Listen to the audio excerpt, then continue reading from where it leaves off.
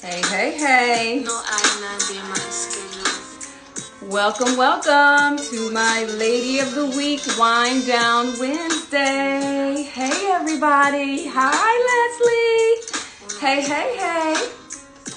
So, for those of you who are curious about what is this whole Hey Lady of the Week about, it is really to celebrate, empower, and inspire other women who are over 40 and who are just crushing it. Every week, I highlight a particular woman who is, like I said, crushing it in their field.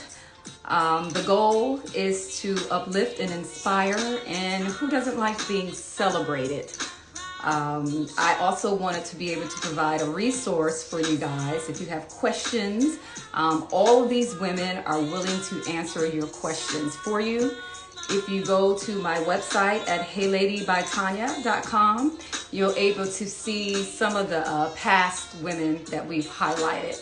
And in that spirit, this evening, I have a phenomenal woman who is over 40 and is just doing a damn thing in her field. But before we bring her into the wine room, I want to make sure that everybody has their glass and we can toast it up. And we will get ready to bring Miss Shawntae Mitchell into the wine room. Let's see if she's here. Alrighty, bring her in. Hi, everybody. Let's see who's here. Bishop, Mike McGee. Hey. Hey, Les. Alrighty, we're going to bring Shawntae into the room.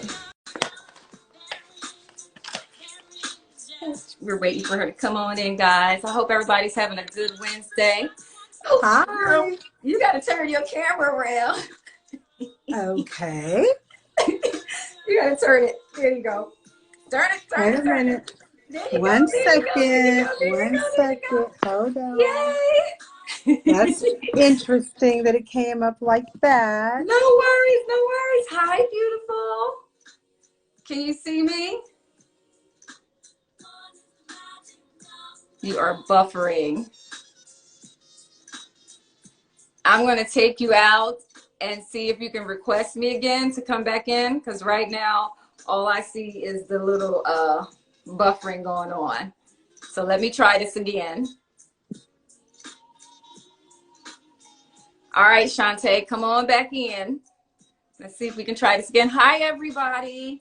Hope you guys are having a wonderful Wednesday. Who else is in here? BB, beautiful tip. I got Seraphim. Hey, Phyllis.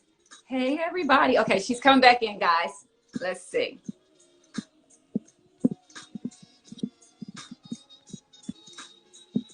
All right, let's try this one more time. Hi, everybody. Come on in. Ah, there you go. Hey, lady. Hi. How are you? I'm good. How are you this evening? I am good. Happy to be here. Very excited. Yay. Okay, so before we get started, Shawntae, could you tell everybody who you are and a little bit about yourself? Yeah, so I am Shawntae Mitchell. I am a real estate agent that is licensed in California as well as Georgia. So I'm back and forth. I do a whole lot. I am a very innovative woman. Yes, you are. I love empowering women. Okay. Things women. I am an avid traveler, as yourself, Tanya. Yes. I just love real estate. It's my passion, and I love to help people. Actually, it's the vehicle that helps me to do my passion, and that's help people. So that's what I do. That's me. Okay, and so before we get into our whole Q&A, I just want to make sure that you have your drink. You got your drink. All right, clink. We'll do a little toast. What are you drinking? Well, I don't really drink. Okay, so what juice do you have in your glass? Grape juice. All right, nothing wrong with a little grape juice. I like grape juice. Well, I have a little Moscato myself, so I'm not really a drinker. I'm a little lightweight, but every now and then, I'll have a little something. So, Yeah. okay, so you just mentioned that you are a licensed realtor in both Georgia and California. How on earth did you pull that off? Well, the thing about that is in California, I'm from there. I know the Okay. lay of the land. I know everything about what goes on. I've lived there most of my life. I moved to Georgia in sports and entertainment. I traveled around Georgia, learned all the markets, took real estate. I'm with a phenomenal company, which is Keller Williams. I'm in Buckhead in Atlanta, also in California, Sacramento, North, Oh. So they all have I'm sorry, they have an office in California and in Georgia. worldwide. Worldwide. Okay. Worldwide. So a phenomenal team, and the Bailey Bird team is who I'm with in California. So it takes a team. You can't do anything all by yourself. So it takes a team. Right. My Right. team helps me, with showings and whatever I need them to do. In Georgia, the same thing. So planning, scheduling is very important. But it's not. But a team is. I have a really good support team. My lenders, my real estate attorneys, everybody fills in. Right. Right. Now, you and I met by way of referral. Dana Brutus referred you to me probably about 3 years ago when I was looking to sell my home in Atlanta. Mhm. And I had interviewed some other real estate agents, but she was like, no, before you make a decision, talk to Shawntae. And I remember you and I spoke. You came by the house. You came by with your PowerPoint presentation. Hey, Oh, girl, you had your comps, you had everything, and any question that I had, you had already had the answer for. So let me ask you this. What do you feel separates you from the other realtors? Because there's quite a few in Atlanta, but what sets you apart? I think because I'm a 24-hour any circumstance realtor. Mm, If you do real estate in California, you do real estate in Georgia, quite naturally, it's 8 o'clock here, it's 5 o'clock there. I never right. shut down. My clients are at home and they think of something or they're not sure about something. You can call me anytime. I always answer the phone. I work 24 hours a day because, like I said, it's not a career for me. It's not about the transaction. It's about the people. Okay. I think that that is what really separates me. And I think that integrity. I'm an Mm, integrity. I think that people believe that because it really is in my heart. And I think when you meet people, you kind of know, you get a sense of them. you do. Absolutely. Mm-hmm. Yeah, and everything that you told me you would do, you delivered. Not Uh, only did you deliver, I remember we put the house on the market within 24 hours. You had probably 4 or 5 buyers, and we had quite a few that came in over asking. yes. Yes. So, and I can really testify to your work ethic. Mm, So, yeah, definitely your integrity and your work ethic for me is what I saw set you apart from the other realtors. thank you. In the real estate industry, what do you do to keep current? How do you stay afloat? Well, it is essential that you know your markets, that Okay. you know what's going on. What are the percentage rates? What's going on in this area? What are they building over here? All those things drive what happens in neighborhoods and great neighborhoods to buy in. Also, just so much data from the support system of just social media. I encourage buyers and sellers too. There's so much out there for you to know, you to learn, and so much for you that's available for you to learn. Most people do know already what they're looking for, where they want to live before they even come to you. And that used to be that way because there's so much out there. But in my craft at Keller Williams, we have statistics and data all day long. And you can tell, I tell my lenders, hey, are you guys busy right now? Where are people buying now? Is the market hot right now? We're in buyer, seller right now. You just have to stay abreast on those things. And most importantly, what are the things that's available to women, to first-time home buyers? You have to know the product. Have to. Okay, And so that's speaking of women and first-time home buyers, what do you see as the trend as far, especially single women who are now buying homes? What have you seen within the last, few years with that? so many. Honestly, like probably so many of my last clients. But the thing is, the trend is a lot of women buying homes right now. But more importantly, the great thing about it is they're all between 26 and like 35. They're young, Wow, that's awesome. buying homes at a younger age. I just love it. I love it. That's I've amazing. Yeah, I think I read somewhere they said in 2019 that 20% of the homes that were being purchased were done by single women, you know. Yep. So what do you think that's attributed to? Well, we are killing it in the marketplace. I mean, hey, we hold a lot of the high power CEO jobs. We are Right, really this is the time of the woman right now. We're living the right. time of the and we're excelling at record breaking numbers, and we have the money, and we need to be able to understand to put our money in certain stable things. So Right. I think is part of it too. We're more educated now. There's more things out there for us, and we're doing the same trends that used to be only for men or thought of. You know, that you had to have a man or you got married and you bought a home, and we've kind of gotten rid of that idea now. We're kind of building our own brands at this point. Yeah, most definitely. And I think that a lot of it has to do with something you just pointed out was like, education, us being CEOs, running our own companies. And like you said, understanding building a portfolio. So whether or not you are single, you get married, you buying this real estate really helps to expand your portfolio in the event, hey, you get married, maybe it doesn't work out, you still have this to fall back on. So someone right now in this climate who may be thinking about buying a home, but they're a little hesitant, what advice would you give to them? Buy right now. Um, Mm, we thought when COVID hit, real estate agents had no idea what was getting ready to happen.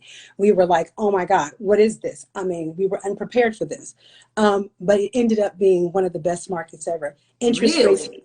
oh my God, interest rates were lower than they've ever been in like my lifetime, And Wow. rates being so low, you could buy more house, lower payments. It was just incredible. I have done more business this year between California and Georgia at this time than pretty much by past years. I stay busy. Everybody is buying and selling right now. And one of the things I want to contribute that to is what we didn't take into account, because obviously we weren't prepared for COVID, was if you had to be in the house, didn't you want to be somewhere that you really want to be, that you were Right, comfortable? And a right, lot of people that had children that were in smaller places that had to do the online, the homeschool online, needed desk and setup and needed to be comfortable. So people thought interest rates are low. Let me go buy my dream house now. If I have to be stuck, and we don't know what's going to happen. They say another surge may happen in COVID. You want to be somewhere where you want to be, right? absolutely. So that was Absolutely. the things I found to be the biggest thing. Okay, so you just touched on something. You said something about a dream home. Okay. So when someone is a prospective buyer, Hmm. because sometimes people like to bite off more than they can chew, you know, what is it, or what advice, or how do you kind of steer them away from that dream home that might not go along with their pocketbooks? Well, I am a little bit different with that too, because I never want to crush someone's dream. So I may say, okay, what does this look like? Let me show you this home. This right here is exactly what you say you want.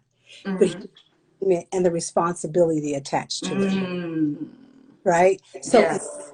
talking about, so my dream home is 4 bedrooms. Could I make that happen for you in 3 bedrooms? Can we do it here instead of here? Because people have to understand, especially when you're building a portfolio on real estate, where Right. you may 3 years from now move out of that house into another home and kind of climb up or use it as an income generating property.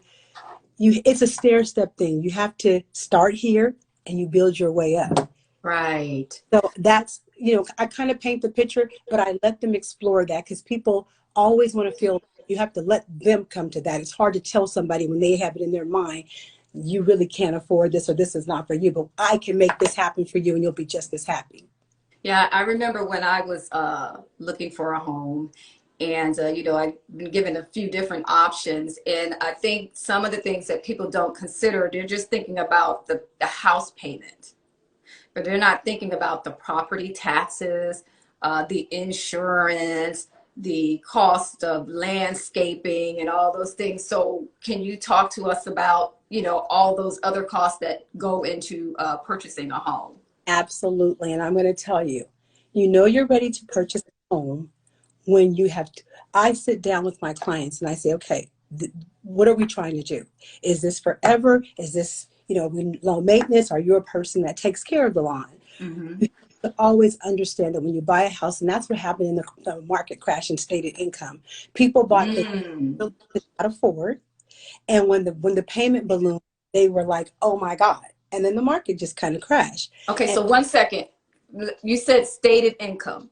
Tell yeah, us what was that stated when you income? basically go to a lender and say, "This is what I make," Mm. no verification, no real verification process. Hmm. You could show a pay stub and say, "This is what I make, and this is what I'm going to make." You could state what your income was. And it was totally, you see, we all saw what happened in that market, right? Right, And that right. was largely because people were able to get homes and none of the true guidelines were met. I could state this and move into that home. And it turned out to be disastrous.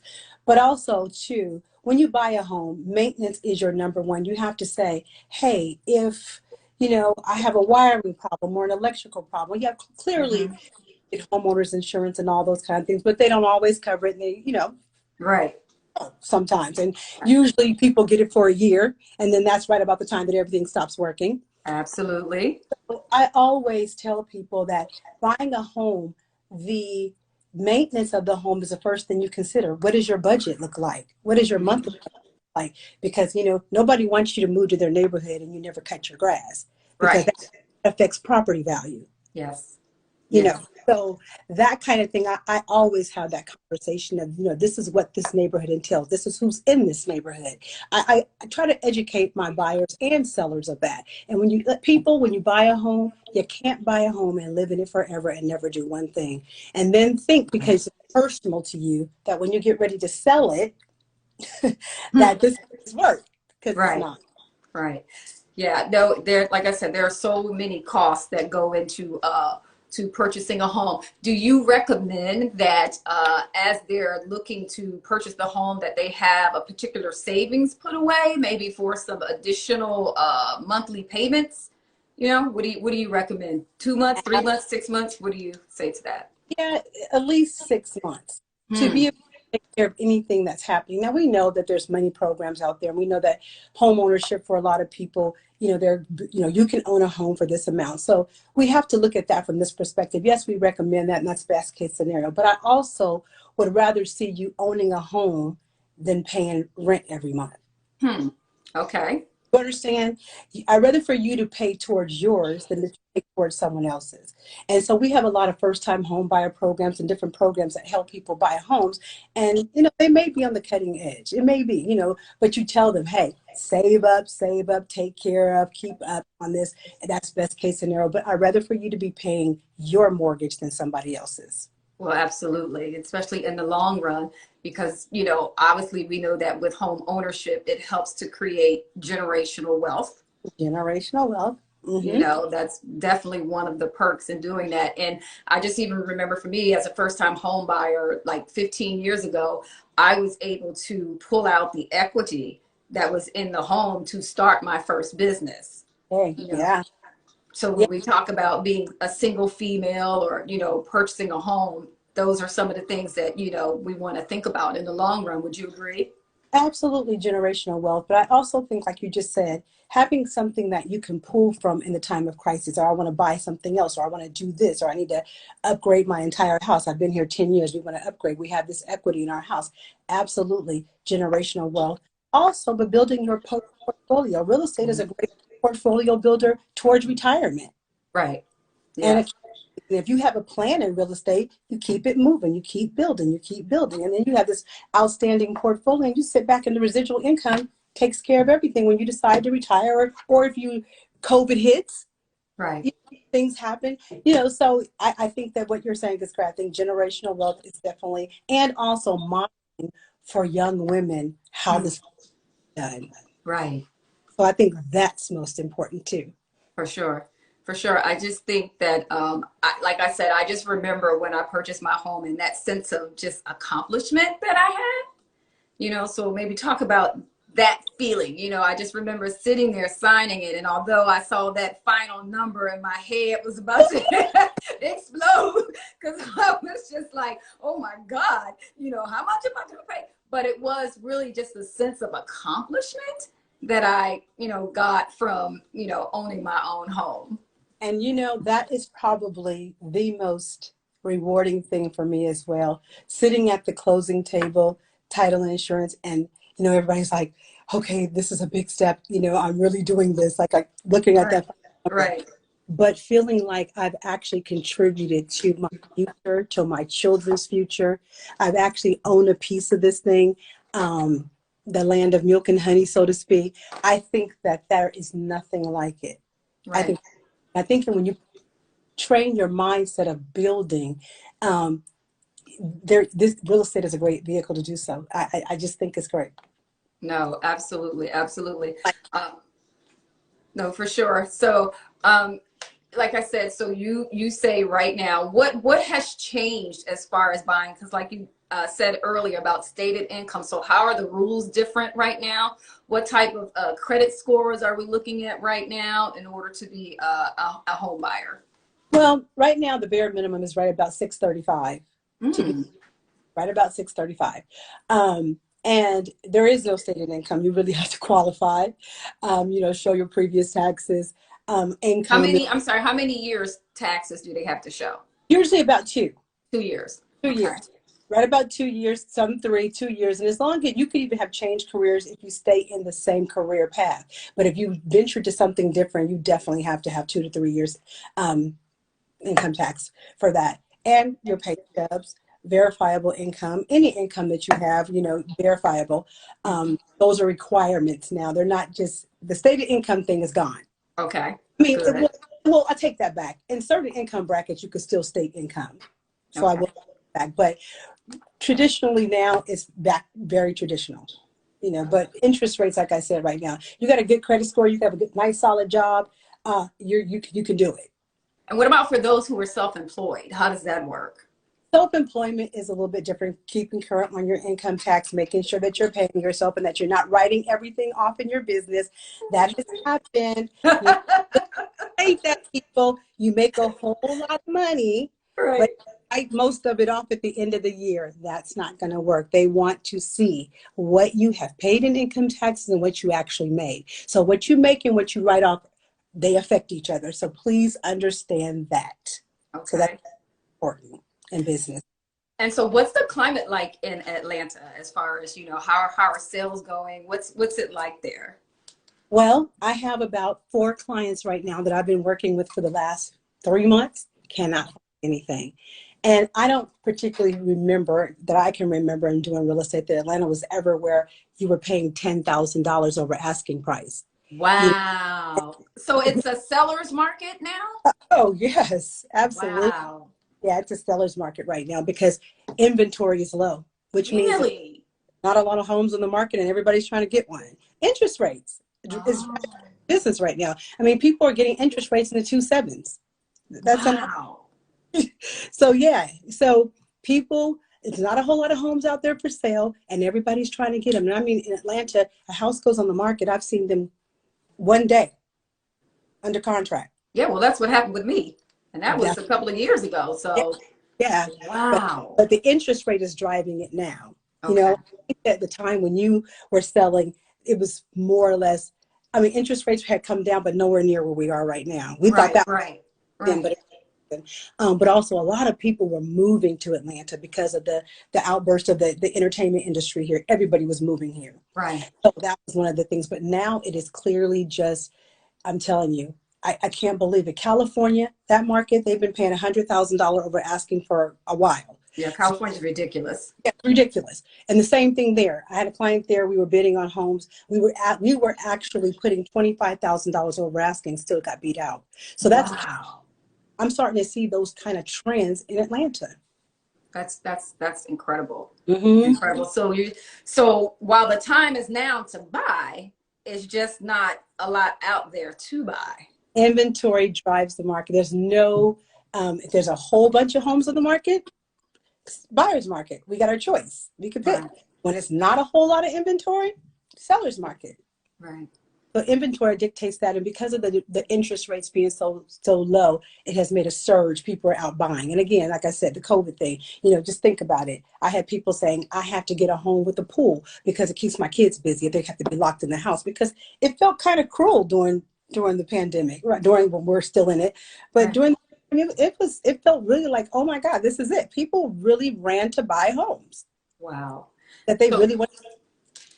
okay, so let me ask you this. I'm all about, entrepreneurship, working for yourself. If there's someone who maybe wants to get into the real estate market, or become a realtor, what advice would you give them? Things, two things, because real estate is a very lucrative business if you're good at it. Okay. Two things that I think you must have in real estate, and I would say to them, integrity. Hmm.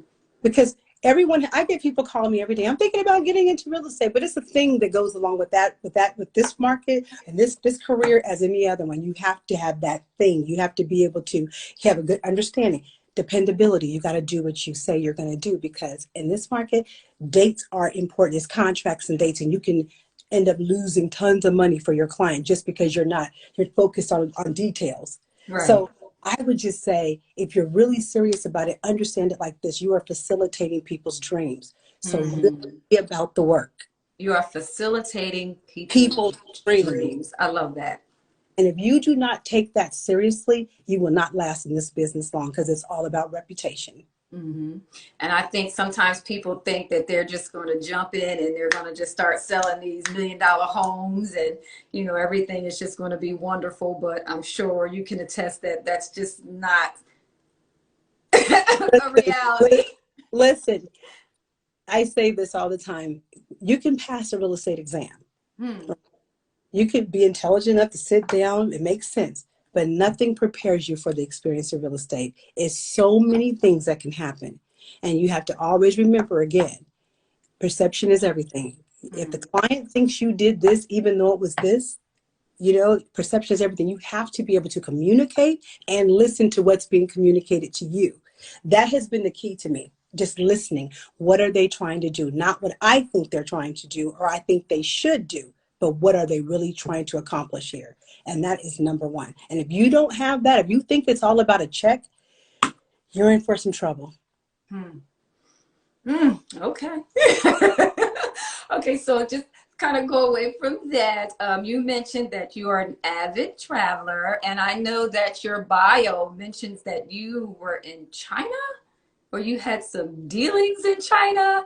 And you tell us about that, because that is just so interesting to me. So in my past life, I used to be a flight attendant. Hmm. And China, Hong Kong used to be one of the routes that I flew. That I was, that would be one of my layovers, and it was like a 4-day trip. Okay.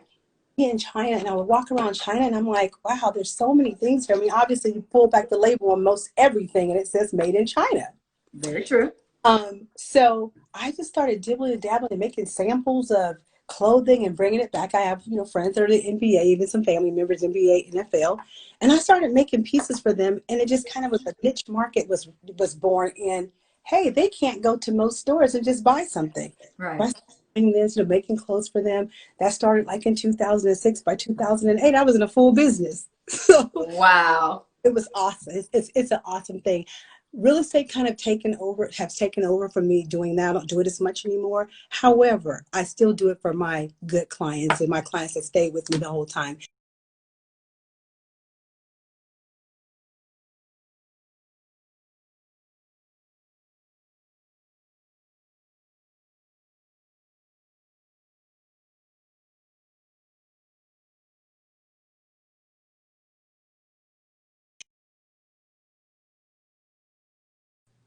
There you go. I Girl, I'm so sorry about that. Somebody came in on a phone call, and so it paused it. was like, what happened? Okay. Technical difficulties, but anywho.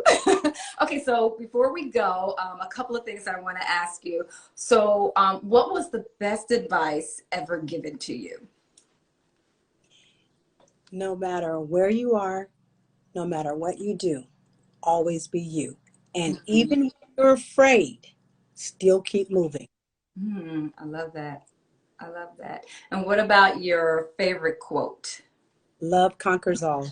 Oh, yes, it does. And honey, we need a Okay. whole We bunch of need that right now, to get right? to loving. Loving, if you look at everything and you do everything in love, it always works out. That's my thing. I live by love conquers all. I love that. Well, in the in that vein, I just want to say that, obviously we know that 6 days from now, we should all be voting, And please. um, And I know you mentioned that in your bio, as far as voting. So why do you think that's so important, especially because right now? I read something today that made sense to me, and it says not voting is not a protest, Hmm. and that Say that again.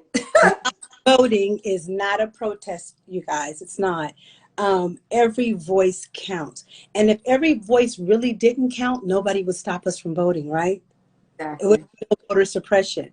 So that is absolutely, and I'm so inspired by these young people in these streets Honey, aren't they doing it? doing what they believe Right. at all costs. That's You know, right. it's a new day, and they're doing things different, and I want to support that with everything in me. You have to go out and vote, you guys.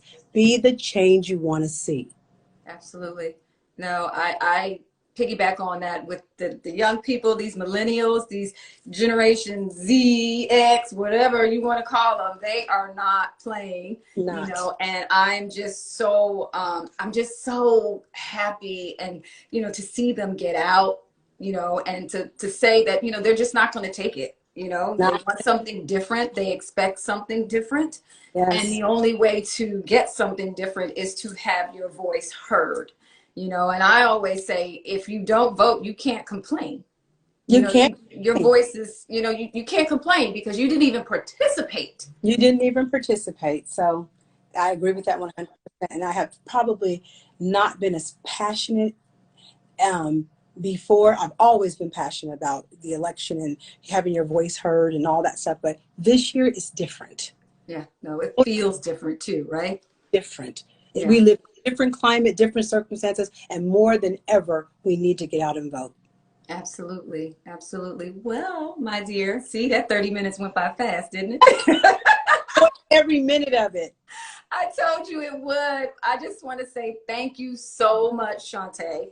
Thank you Absolutely. for joining me in the wine room tonight. Thank you for just showing up and showing out when you did you and your grape juice. Thank you for being a woman of integrity, for standing by your word. And when I needed you, like I said, you showed out and you made it happen, honey, and you got that home sold with like the quickness. So know that, if you need anything, I'm here for you. Everybody, if you guys want to know more about Shawntae, please go over to my website at heyladybytanya.com. You can read her phenomenal bio. And if you all have any questions or anything, feel free to reach out to her. All of her information is there. That is what this Lady of the Week Wind Down Wednesday is all about. It is us empowering and inspiring each other and just building a network of some phenomenal women that are out here crushing it and getting the job done. Thank you. So, on Absolute that note, pleasure. yes, thank you so much. All right, until we meet again, remember, being a lady never goes out of Oh, style. All right, thank girl. you. All right, I'll talk to you later. Bye, everybody. Bye.